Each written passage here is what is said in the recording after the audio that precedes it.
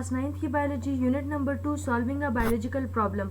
सबसे पहले हम पढ़ेंगे बायोलॉजिकल मेथड के बारे में कि इसमें जो साइंटिस्ट होते हैं जैसे कि बायोलॉजिस्ट हैं तो वो एक साइंटिफिक प्रॉब्लम को सॉल्व करने के लिए एक मेथड यूज करते हैं और उस मेथड को कहते हैं साइंटिफिक मेथड या बायोलॉजिकल मेथड। कि ऐसा मेथड जिसमें एक बायोलॉजिकल प्रॉब्लम को, एक साइंटिफिक प्रॉब्लम को सॉल्व किया जाता है उसको कहते हैं साइंटिफिक मेथड या बायोलॉजिकल मेथड। बायोलॉजिकल मेथड जो होता है इसके कुछ स्टेप्स होते हैं। जैसे कि फर्स्ट स्टेप है हमारे पास रिकॉग्निशन ऑफ बायोलॉजिकल प्रॉब्लम। के सबसे पहले बायोलॉजिकल प्रॉब्लम जो है इसको रिकॉग्नाइज करना, फिर उसको ऑब्जर्व करना, देन उसकी हाइपोथेसिस करना, डिडक्शन करना, एक्सपेरिमेंट्स एंड रिजल्ट्स। ये सारे जो है ये बायोलॉजिकल मेथड के स्टेप्स हैं। फर्स्ट स्टेप जो हमारे पास है वो है recognition of a biological problem. Biological problem असल में क्या होता है कि एक ऐसा क्वेश्चन होता है जो लिविंग ऑर्गेनिज्म से रिलेटेड होता है। क्योंकि बायोलॉजिकल है इस वजह से ये लिविंग ऑर्गेनिज्म से रिलेटेड होगा। और ये क्वेश्चन जो होता है या ये कोई इंसान भी पूछ सकता है, मतलब किसी से पूछा भी जा सकता है और comes in mind of researcher, और या माइंड रिसर्चर के माइंड में खुद ब खुद भी ये क्वेश्चन आ सकता है और फिर उस क्वेश्चन को ये जो रिसर्चर होता है वो उस पर रिसर्च करता है और उसको सॉल्व करता है थ्रू बायोलॉजिकल मेथड। सेकंड जो हमारे पास है ऑब्जर्वेशन, वो उस मेथड को अप्लाई करेगा और वो सबसे पहले उसमें जो वो मेथड को अप्लाई करने के लिए जो स्टेप्स होंगे उसमें है ऑब्जर्वेशन। ऑब्जर्वेशन जो है ये एक इम्पॉर्टेंट स्टेप होता है बायोलॉजिकल प्रॉब्लम को सॉल्व करने के लिए। ऑब्जर्वेशन जो है ये कैसे की जाती है, 5 सेंसेस को यूज की जाती है। विजन, हेयरिंग, स्मेल, टेस्ट और टच को यूज करके ऑब्जर्वेशन की जाती है। ऑब्जर्वेशन जो होती है ये 2 टाइप्स की होती है, qualitative observation and quantitative observation. Qualitative observation जो है ये क्वालिटी की बेस पर और कैरेक्टरिस्टिक्स की बेस पर जो ऑब्जर्वेशन है वो की जाती है। जैसे हॉट या कोल्ड कोई ऑब्जेक्ट है तो उसकी बेस पर जो या गुड या बैड कोई मतलब कि गुड या बैड कैरेक्टरिस्टिक्स है किसी ऑब्जेक्ट में, तो उसकी बेस पर जब की जाएगी ऑब्जर्वेशन तो उसको हम कहेंगे क्वालिटेटिव ऑब्जर्वेशन।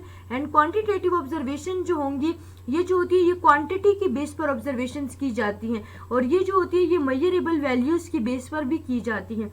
क्वांटिटेटिव ऑब्जर्वेशन जो होती हैं ये ज्यादा एक्यूरेट भी मानी जाती है। क्यों एक्यूरेट मानी जाती है? क्योंकि ये मेजरेबल होती है, इसको मेजर किया जा सकता है और ये इनवेरिएबल होती है, मतलब कि ये वेरी नहीं करती, जितना नंबर होता है ये उतना ही रहता है। And can be expressed in terms of numbers, और नंबर्स में इनको एक्सप्रेस किया जाता है। सो दे आर मोर एक्यूरेट, तो इस वजह से इसको ज्यादा एक्यूरेट माना जाता है। Formulation of a hypothesis. Hypothesis असल में क्या होता है कि हाइपोथेसिस जो होता है वो ऑब्जर्वेशन के, आप ऑब्जर्वेशन को ट्रू मान लेते हैं कि आप कहते हैं कि ऑब्जर्वेशन हो सकता है कि ट्रू हो और फिर उसके लिए आप एक एक्सप्लेनेशन जो है वो खुद से बनाते हैं। हाइपोथेसिस जो होती है एक ऐसी स्टेटमेंट होती है दैट में prove to be the answer of a biological problem under study, कि जिसमें बायोलॉजिकल प्रॉब्लम का जो आंसर है वो खुद से एज्यूम किया जाता है और उसको स्टडी किया जाता है। Hypothesis is tentative explanation of the observation that might be true, कि जो टेंटेटिव एक्सप्लेनेशन है ऑब्जर्वेशंस की उसको ट्रू माना जाता है। और हाइपोथेसिस जो होती है इसकी फॉलोइंग कैरेक्टरिस्टिक्स होती है। It should be a general statement, ये एक आम सी स्टेटमेंट भी हो सकती है, ये एक टेंटेटिव आइडिया भी हो सकता है। It should agree with available observation, और ये जो आपके पास ऑब्जर्वेशन है उससे एग्री भी करती होगी। It should be testable and potentially falsifiable, इस पर टेस्ट भी किए जा सकते हैं और इसको फॉल्स भी किया जा सकता है। उसके बाद हमारे पास है डिडक्शन। डिडक्शन जो होती है ये लॉजिक्स हाइपोथेसिस के जो लॉजिक दिया जाता है ना, कि जो हाइपोथेसिस आपने दिया है उसके साथ आप एक लॉजिक भी दें कि इफ एंड देन का यूज करें और एक लॉजिक दे तो उसको हाइपोथेसिस को ट्रू मानकर आप उसका लॉजिक दें तो वो आपके पास डिडक्शन होगी। डिडक्शन जो होती है जो लॉजिकल कॉन्सिक्वेंसेज होती हैं हाइपोथेसिस के, to draw deductions hypothesis is taken as true. जब हमने डिडक्शन लेनी होती है हम हाइपोथेसिस को ट्रू ले लेते हैं और डिडक्शन में इफ एंड देन का यूज किया जाता है। एक्सपेरिमेंट्स, फिर क्या किया जाता है कि ये बायोलॉजिकल मेथड का सबसे इंपॉर्टेंट स्टेप होता है और जो एक्सपेरिमेंट्स होते हैं वो परफॉर्म किए जाते हैं इफ हाइपोथेसिस इज ट्रू और नॉट, कि हाइपोथेसिस जो है वो ट्रू है या नहीं है। Deduction drawn from the hypothesis are subjected to rigorous testing, जो डिडक्शंस निकाली जाती है हाइपोथेसिस से उस पर टेस्ट किए जाते हैं और एक्सपेरिमेंट्स के जरिए बायोलॉजिस्ट ये लर्न करता है कि हाइपोथेसिस जो है वो करेक्ट है समराइजेशन ऑफ द रिजल्ट्स, कि बायोलॉजिस्ट जो होता है उसने जो एक्सपेरिमेंट से डाटा लिया है तो उसी डाटा को, जो क्वांटिटेटिव डेटा है उसको एक्सपेरिमेंट से लेगा और उस डाटा को अरेंज करेगा।